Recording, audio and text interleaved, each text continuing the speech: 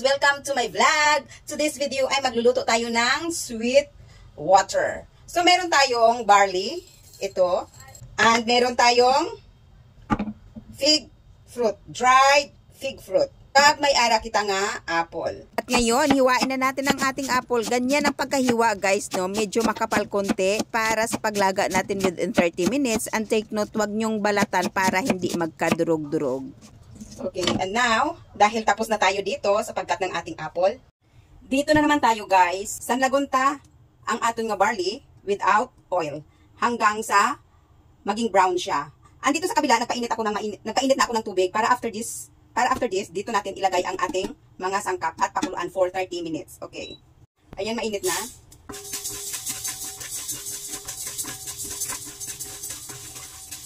Para ang aroma niya lumabas, ang bango niya lumabas. At nakita nyo guys, medyo nag-brownish na siya, oh. Ayan.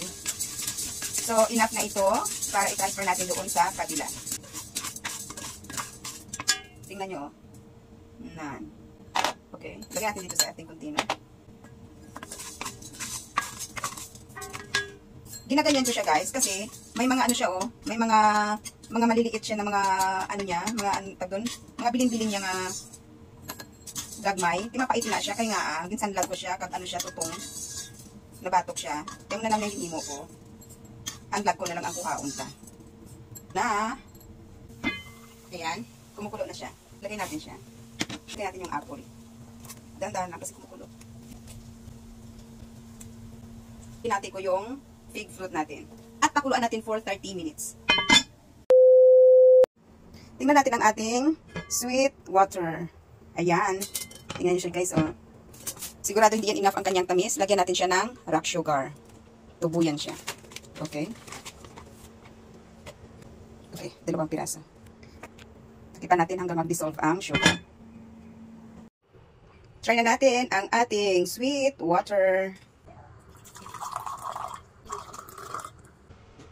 Guys, ito na ang ating ginawa nating apple juice with barley. Ayan, try natin guys. Tingnan nyo ang color niya.